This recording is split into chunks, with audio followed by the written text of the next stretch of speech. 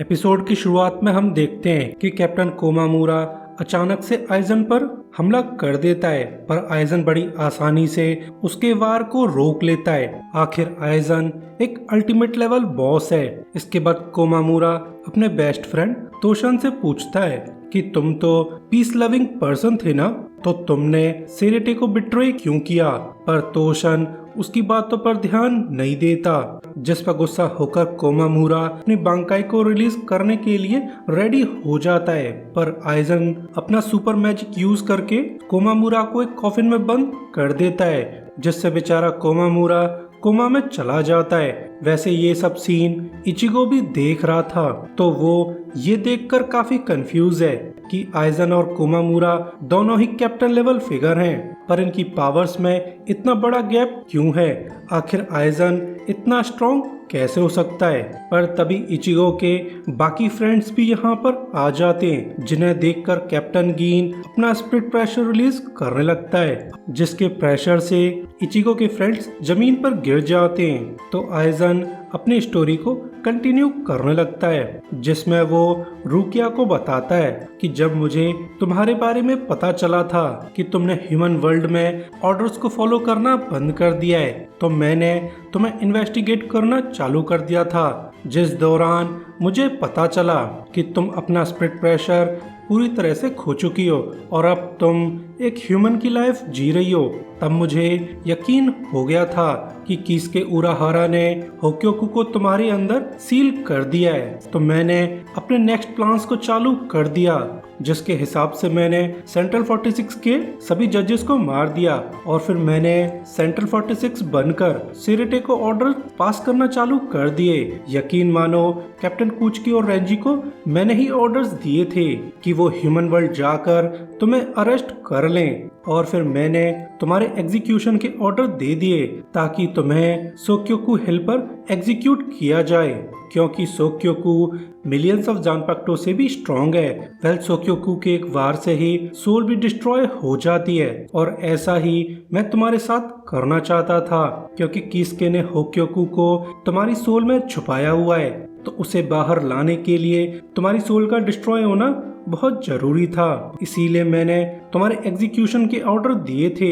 मगर रुकिया, तुम्हारी किस्मत काफी अच्छी है जो तुम्हारे दोस्तों ने तुम्हें एग्जीक्यूशन से बचा लिया, मगर मैंने प्लान बी भी तैयार कर रखा था, जो अब मैं यूज में लाने वाला हूँ। और फिर आइजन एक डिवाइस को बाहर निकाल लेता है, जिसे प्रेस करते ही एक तरह की गैस रिलीज हो जाती है, जिसके कांटेक्ट में आते ही आइजन का हाथ म्यूटेट हो जाता है, और फिर आइजन बिना रहम के अपने हाथ को रुकिया की सोल में घुसा देता है, जिससे बेचारी रुकिया को बहुत ज्यादा पेन होता है। पर आइजन उस पर बिना ध्यान दिए एक क्रिस्टल बाहर निकाल लेता है, जो कि असल में होक्योकू था, जिसके बाद आइजन रुकिया को मारने के ऑर्डर्स दे देता है। तो गीन रुकिया पर अपनी जानपाक्टो से हमला कर देता है, और लास्ट मौके पर कैप्टन कुचकी यहाँ आ जाता है, जो अपनी सिस्टर को गीन के वार से बचा लेता है। और यहाँ पर हमें क्लियर हो जाता है कि कुचकी असल में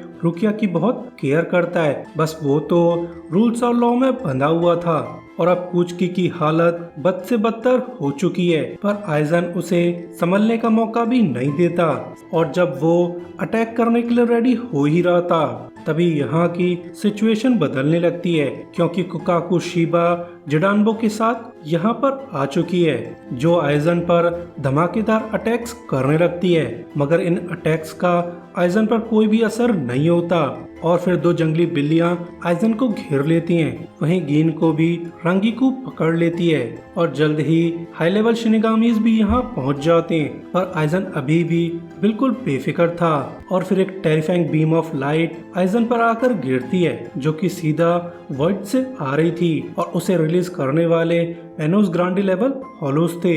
तो ये सब देखकर बाकी लोग काफी सरप्राइज्ड हैं, और फिर ऐसी ही लाइट्स कीनो और तोशन पर आकर गिरती हैं, जिससे ये लोग स्पेस क्रैक की तरफ खिंचने लगते हैं। तो जब एक लेफ्टिनेंट आइजन पर हमला करना चाहता था, तो हेड कैप्टन यामा उसे रोक लेता है, ये कहते हुए कि इस लाइट बीम का नाम नेगाशियोन है। कहा जाता है कि ये लाइट बीम मेनस ग्रांडे अपने फ्रेंड्स को रेस्क्यू करने के लिए यूज करते हैं और इस लाइट बैरियर पर अटैक करना बेकार है क्योंकि आइजन एंड गैंग अब डिफरेंट स्पेस में है जहां पर हमारे अटैक्स पहुंच नहीं सकते। जिसके बाद आइजन अपना चश्मा उतारते हुए बोलता है कि शुरुआत से ही इस दुनिया का कोई भी रूलर नहीं था, मगर अब से मैं इस दुनिया पर राज करने वाला हूँ। जिसके बाद आइजन जेल लगा के अपना हेयर स्टाइल चेंज कर लेता है। उसका ये स्टाइलिश डिक्लेरेशन देखकर बाकी शिनिगामी काफी शॉक्ड थे।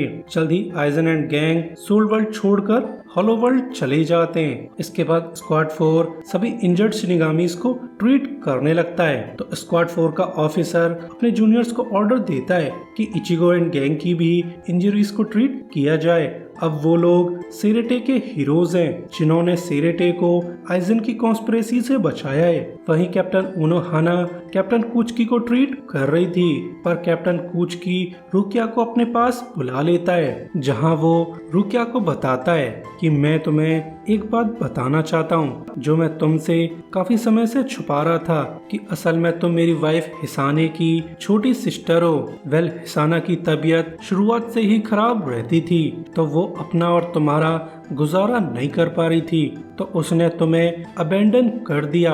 मगर हिसाना की ये गिल्ट उसे जिंदगी भर खाती रही और फिर मुझसे शादी करने के बाद हिसाना ने तुम्हारी सर्च चालू करवा दी, मगर तुम हमें कहीं भी नहीं मिली। तो बेचारी हिसाना इस दुख को लेकर गुजर गई, मगर मरने से पहले हिसाना ने मुझसे प्रॉमिस मांगी थी कि मैं तुम्हें ढूंढकर हिफाजत से रखूं। तो मैंने कुछ ही सालों में तुम्हें ढूंढ निकाला, जिसके बाद मैंने तुम्हें कुछ की क्लैन में एडॉप्ट कर लिया। मगर उस दिन मुझ पर काफी बंदिशें लग गई थीं कि मैं लाइफ में दोबारा किसी भी रूल को ब्रेक नहीं कर सकता, इसीलिए मैं तुम्हें अरेस्ट करने के लिए मजबूर था। मगर तुम्हारे दोस्त इचिगो ने मुझे सही रास्ता दिखाया। जो भी हो, मुझे क्लैन रूल से ज्यादा अपनी वाइफ और उसकी छोटी सिस्टर प्यारी हैं। और फिर कुचकी अपनी छोटी बहन से माफी मांगने लगता है तो रुकिया बड़ी आसानी से अपने बिग ब्रदर को माफ कर देती है और इसी के साथ ये एपिसोड एंड हो जाता है। सो अभी के लिए good bye, thanks for watching.